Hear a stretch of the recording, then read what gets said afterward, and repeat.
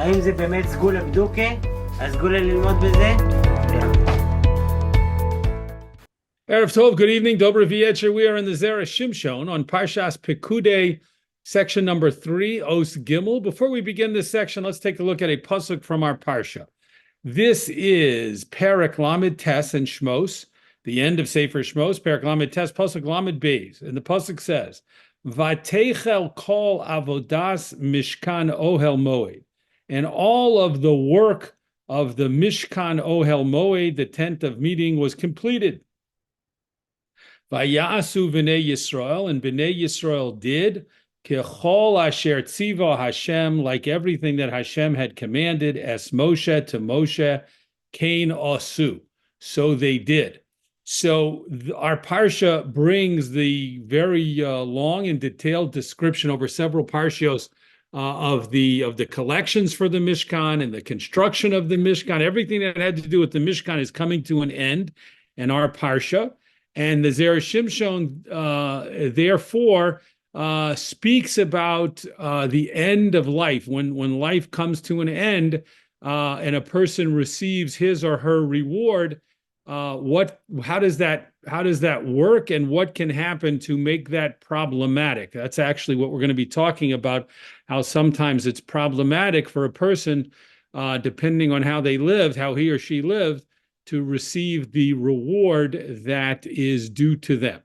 Let us begin Os Gimel, section 3. Perek Zayin de Mitzia, in the 7th chapter of Maseches Baba Mitzia, Amrinon, we say, and the Gemara here is going to quote a pasuk from Tehillim, but it's going to divide the pasuk into 2 parts and make a little comment on each part. So here comes the first few words from the pasuk. Yetze Adam lefa'alo, a person goes out to his work. The Gemara comments, Yetzu tzadikim lekabel secharam. That refers to when righteous people go out to receive their reward. Now, here's the next few words from the pasuk. V'la'avodoso adei erev, and his work, it will continue until the evening. And the Gemara comments on those words. B'mi shehishlim avodoso adei erev. We're talking about tzaddikim being rewarded if they complete their work until the evening. Ad kan, until here is a quote from the Gemara in Baba Metzia. And now the Zera Shimshon comments on that Gemara. Mikan nira, from this statement in the Gemara in Baba Metzia, it would appear shehakol toloi behashlomas ha'avoda. Everything depends on the completion of the work. And when the Zera Shimshon says everything depends, the everything is a reference to being rewarded, the sechar that a person hopes to receive, that we all hope to receive. It depends. From this Gemara, it would seem it depends on completing the work, meaning that exactly what the quote from the Gemara said. How do tzaddikim go out to receive their reward at the end of their lifetimes? They do it b'mi shehishlim avodaso adei erev. If it's a person who completed his work all the way until the evening, a person has to be involved with mitzvos and righteousness until the end of his or her life. That's how that person can be assured of receiving a reward. But what if a person doesn't? What if a person does not end his or her life in righteousness in the observance of mitzvos? What happens? Do they not receive a reward? What happens to such a person? That's exactly what the Zera Shimshon is going to talk about as he continues. Next paragraph. V'koshe, this Gemara in Baba Metzia seems to be difficult. Lama gozar kach. Why did Hashem decree it thus? Sheyekabel secharo, that a person should receive his reward. Mi shehishlim avodoso adei erev. Only if it's a person who completed his work until the evening, meaning the person was righteous all the way up to until the time of his or her death. Visulo, and no one else besides that. Why is it that the Gemara in Bava Metzia is telling us a person has to live a righteous life and end his life in righteousness and to receive a reward, but if not, then that person can't receive a reward. V'ha, and behold, Afal pi shelo hishlim, even if a person did not end his or her life in righteousness, yesh lo mechza zechuyos, the person has at least half a lifetime of merit, right? So the Zera Shimshon is beginning to formulate a very important question, and of course a very relevant question, because who can say that they've been righteous for their entire lifetime from the very beginning till the very end? And what about a person who wasn't righteous the entire time? And what about a person who, let's say, was, but in the very end, something happened, things might have happened to that the person got off track and did not end his or her life in the way that perhaps they would have wanted to, in a righteous way. Does that person receive no reward for all of the mitzvahs and everything that he or she did before? That's what the Zera Shimshon is asking. And now listen to the next Gemara, the Beperakama de Kiddushin. We see in the first chapter of Maseches Kiddushin, Rabbi Shimon bar Yochai Omer. Rabbi Shimon bar Yochai says, Afilu tzadik gomor kol yomov, even if a person was a completely righteous individual all of his days, umorad ba'acharona, and rebelled against Hashem on the last day of his life, ibed es harishonos, he loses the reward for all of the earlier mitzvos that he observed and that he performed. Shenemar, as a pasuk in Yecheskel says, top of the next column, Tzidkas hatzadik, the righteousness of a righteous individual, lo satzilenu, will not save him biyom pisho, on the day of his transgression, on the day of his sinfulness. So the Gemara in Kiddushin is saying that if a person is righteous his or her entire life, but then on the last day rebels against Hashem, God forbid, they lose all of the schar, all of the reward, and all of the credit for an entire lifetime of righteousness. Uparech, and the Gemara asks, V'neheve kemechetza zechuyos umechza avonos. Let such a person be at least considered like someone who has half a life of merit and half a life of sins, meaning this person's 99% of this person's life was righteousness, and this person has a 99% of his or her life of zechuyos, of merits. Only the last percent, the last day, did the person transgress and rebel against Hashem. So at least, the Gemara says, at least let the person be considered 50-50, like half a lifetime of mitzvos and half a lifetime of Averos, in which case the Gemara is assuming the person should get rewarded for at least get rewarded for the mitzvos that the person did. Amar Reish Lakish, so Reish Lakish answered the question.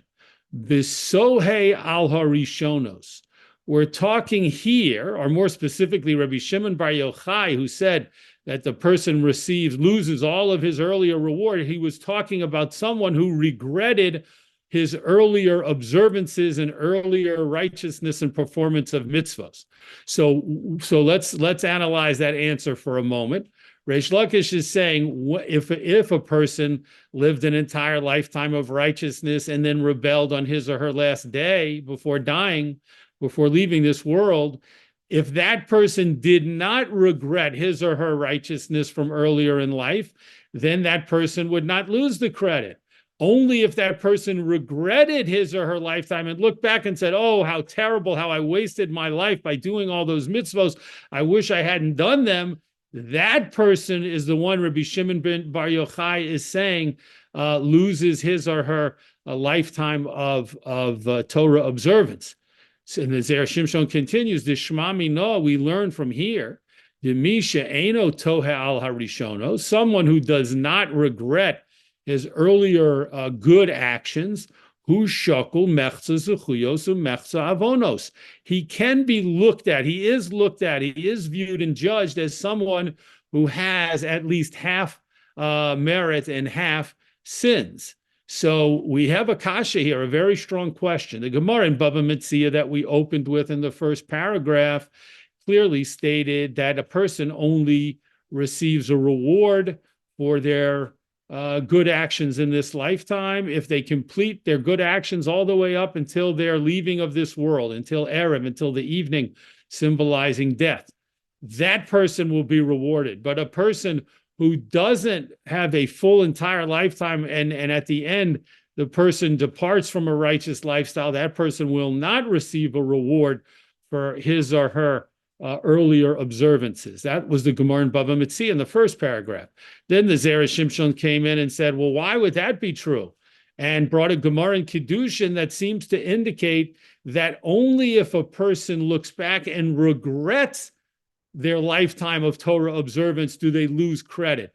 But if a person does not regret it, then and the person who doesn't regret their lifetime of Torah observance, however, on the last day of his or her life rebels against Hashem, that person will not lose credit and sechar for everything that they did before their one, let's call it their one bad day. So we have a very clear contradiction between the two Gemaras, the Gemara in Bava Metzia and the Gemara in Kiddushin. So we are left at this point not knowing what happens to people who are not completely righteous for their whole lifetime. Next paragraph, V'yesh lomar, and we can say, the Amrinon beperek Basra de Shabbos, we say in the last chapter of Maseches Shabbos, Tanya, it was taught in a brisa, Rabbi Eliezer Omer, Rabbi Eliezer stated, Nishmoson shel tzadikim, the souls of the righteous, genuzois tachas kisei hakavod, they are stored under the glorious throne of HaKadosh Baruch Hu. Shenemar, as the pasuk says, and this is a pasuk as you can see in Sefer Shmuel, v'hoyasa nefesh adoni tzirura, and the soul of my master should be tied up, meaning it should be tied up with the neshamos resting and stored with Hashem, should be tied up with Hashem, and that's what happens to tzaddikim. V'shel rishayim, and if we're talking about wicked people, zomimos v'holchos, they are punished and keep getting punished. Shenemar, as the pasuk says, ve'eis nefesh oivecha, and the soul of your enemies, yikalena v'soch kaf hakela, should be thrown from a sling within the kaf hakela, within the open spot in the sling, and that's understood by the Gemara to mean that the enemies of the righteous, meaning the wicked, a reference to wicked people, they should be caught up forever in a sling, always being punished for their averos, for their transgressions. Let's go to the top of the next page. Omer le Rava le Rev Nachman.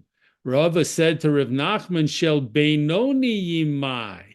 What about people, intermediate people? What about people in the middle? Meaning, the Gemara told us that if someone's righteous, if someone's a tzaddik, then their neshama goes and is bound up with the neshamas and stored in the kisei hakavod of Hashem. What an incredible reward! And if someone is a rasha, then that person is always going to be punished eternally. What a terrible punishment. However, Rava asked, what about Beinonim? What about perhaps the vast majority of mankind, of people who are somewhere in the middle? They're intermediate, they're not totally righteous, and they're not totally wicked. Omar le Rav Nachman said back to Rava, Hache Omar Shmuel, this is what Shmuel said. Elu ve'elu leduma nimsarin. These, and we'll see what that means in a moment from Rashi's commentary, but these and these people and these people, these two groups of people are given over to Duma. We know from other Gemaras that Duma was the name of a malach who was in charge of the souls of wicked people after they leave this world. Halalu yesh lahem manoach. Some of these people who are given over to Duma have rest. The halalu ein lahem manoach, and some of them do not have rest. Pirish Rashi explained elu ve'elu. What did the Gemara mean when it said these people and these people are given over to Duma?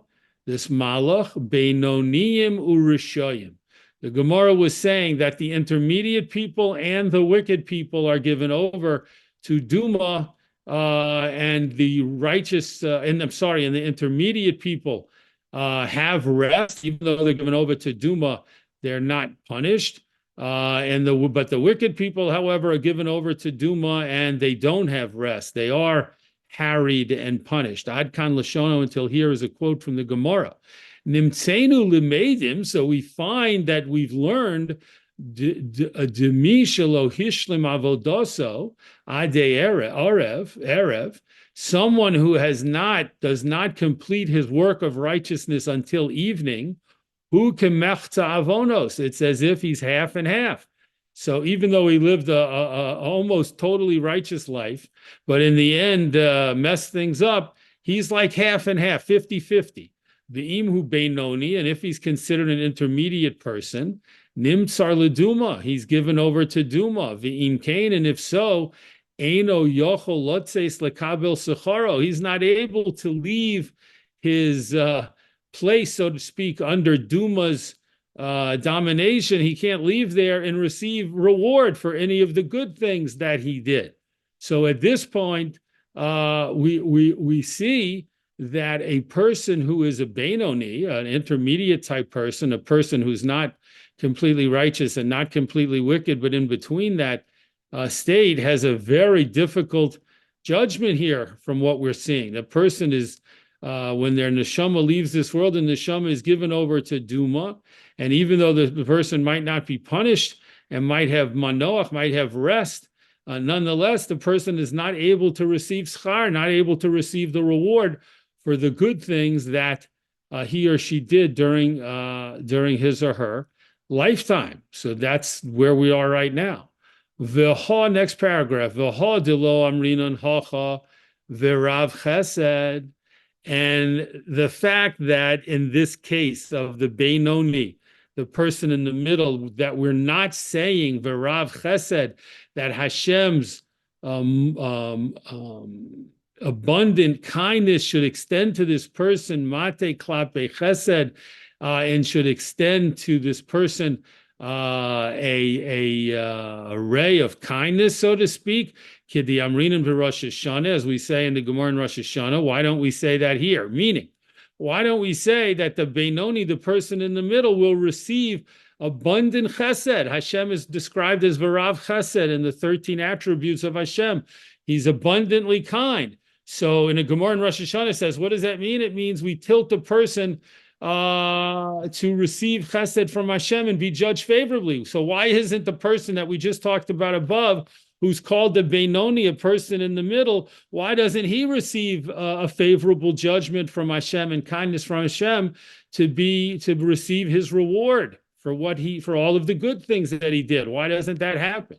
Yesh lomar, we can say, the Omrinan b'Mitzia Perek Zayin, we say, and Baba Mitzia again in the 7th chapter, Hasocher es apolim, if a person hires workers, ve'omar lohem lehashkim ulehariv, and the person who hired the worker says to them, I want you to get up particularly early and start working, and I want you to stay late, particularly late, and continue working.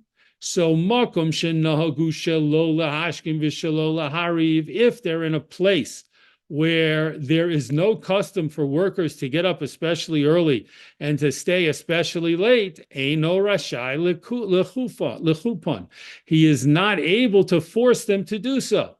Many times we see, just as an aside, many times we see in the halachos about workers and employment that things depend upon the custom of the place and the way that things are normally handled, because that's the way that it's understood. These arrangements of work, these work arrangements or terms of employment are going to be handled. So if a guy goes and he hires workers, they have a right to assume, if they live in a place or a city or a region, an area where hiring workers, accepting employment means that you come to work at a certain time and you stay till a certain time, they cannot be forced to work more than that if the owner wants them to come earlier and stay later. The owner can't force them to do that, because when they accepted to work, it's understood that they were doing it based on the terms of normal hours of employment in that area, not the extra early and extra late hours that this gentleman has in mind. Omnum, however, Im Omar, what if the gentleman who hired them said, Agrisu li, work for me, kifoel de oraisa, like a worker according to the Torah? What if he said that to them and they agreed? Omar Reish Lakish, then Reish Lakish says, Poel bichanisoso mishelo, a worker has to give up his own time when he enters back at home, when he comes back home at the end of the day. So at the end of the day, when the worker wants to go home, he's going to have to give up some of his own time to his employer who wants him to stay later. Biyitzioso, however, when he goes out in the morning to work, Mishel Bal Habayis, then the owner, the employer, has to give up some time, and the worker, doesn't have to come earlier than is normally expected. Uperish Rashi, and Rashi explains, Bichanisoso, what does it mean when he enters? La'ir, when he comes back into the city, meaning he returns from work, Tzorech levater mishalo, he has to give up some of his own time, Eitzel Bal Habayis, to the employer. Ulehachshich etzlo, and to stay later when it gets dark, to stay even when it's dark with his employer. Uviyitziyosom lemalachto baboker, however, when he leaves to go to work and start working in the morning, Michel, it's from any extra time, Michel Bal Habayis has to the top of the next column has to come from the employer, meaning Eino Tzarech Lahaktim Eli Manetzachama. He doesn't have to start working until sunrise. So obviously the terms of employment and understanding of work hours was different back then, when a fair assumption was, if I'm getting hired for a day of work, I start at sunrise and I work until sunset. That's a day of work. But an employer cannot expect someone to do more than that unless he says to the worker in the beginning, I want you to do a Torah, a work for me according to the Torah definition, which would mean the worker can still start at sunrise, but has to stay later until the work is finished at night. The Im Kain, if so, Mi she'eno mashlim avodoso, if someone doesn't complete their work, nikram mishane, that person is called someone who is changing from the agreement. V'chol hamishane yodo ala tachtona, anyone who changes from the terms of employment, meaning a person who decides they're not going to stick to the accepted terms of employment, yodo ala tachtona, his hand is on the bottom. That means he's at a disadvantage, and the employer gets to decide the rules. Umishum hachi, and because of this idea from the Gemara and Baba Metzia that has to do with workers and their hours and responsibilities, elu ve'elo leduma nimsarim, both the intermediate people of intermediate righteousness and the wicked people are given over to the Malach Duma, V'lo amrinon bay, and we don't apply to them Yetze Adam Lefolo, the pasuk about the tzaddikim going out to receive their reward. So let's put this in context. Let's explain what the Zera Shimshon has just taught us. The Zera Shimshon was attempting to explain the rather harsh apparent fact, or statement at least, that if a person is only of intermediate righteousness, of Beinoni, then that person, after his or her neshama leaves this world, goes to Duma along with the wicked, is given rest there. However, it does not receive the reward for all of the good things that they did. Why would that be true? So the Zera Shimshon just explained to us that when a worker changes it from his terms of employment and refuses to follow the so to speak rules or guidelines of how work is understood and expected to be done, then that person becomes yodo ala tachtona. That person becomes at a disadvantage, and it's the employer who gets to decide and determine how the situation is going to be handled. So too, if a human being during his or her lifetime does mitzvos galore, but then at the end either rebels against Hashem or also does so many averos that he becomes mechza, half and half, then such a person has violated the terms of his employment, so to speak. That is not what Hashem put him into the world for. Hashem put each of us into the world to be as righteous as we can be, and certainly have more zechuyos, more merits than we have averos, transgressions. And if we don't do that, then we put ourselves in the category of someone who's changing the terms of employment and not handling ourselves correctly. And then Hashem, our employer, has a right to say, okay, I get to determine your wages, and I'm giving you no schar, I'm giving you no reward. So the Zera Shimshon says it's very harsh and maybe perhaps very difficult to understand and accept this idea about the Beinoniyim, the people in the middle, but nonetheless, he's given us the rationale, he's given us the explanation. Next paragraph. V'hosam b'Rosh Hashanah, and over there in the Gemara in Rosh Hashanah, where we learned that Hashem, from the words Rav Chesed, extends extra kindness to a person and helps them receive reward. What was it talking about there? Lefi Perish Maharsha, according to the commentary of the Maharsha, a well-known commentator on the Gemara, Mayri biyom hadin shel Rosh Hashanah. That Gemara was talking about Rosh Hashanah, the day of judgment. Rosh Hashanah wasn't talking about how a person is judged when he or she leaves this world. That's not at all what the Gemara was talking about. The Gemara was talking about a person being judged on Rosh Hashanah. The Viveinoniyim, with intermediate people, Nami Amrina, and we also say, V'Rav Chesed, that Hashem has abundant kindness, Mate Klape Chesed, and the person will be extended extra kindness from Hashem and be rewarded on Rosh Hashanah. Sha'af al pi shelo hikdim atzmo lios tzaddik, because on Rosh Hashanah, Hashem says, even though this person did not extend himself, push himself to be fully righteous, o rubo zechuyos, or even have a majority of merits, bishanim sha'avru, and the years that have passed up until that Rosh Hashanah, it's always possible. It's certainly possible that the person will turn things around and make an effort in future years to do better and have more zechuyos and be more righteous. And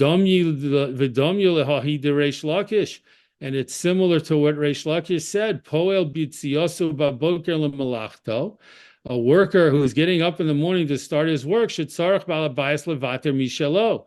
The employer has to give up some of his time and not make the worker come before sunrise. So too, on Rosh Hashanah, a person, each Rosh Hashanah, when we're being judged, we're considered in the middle of our work.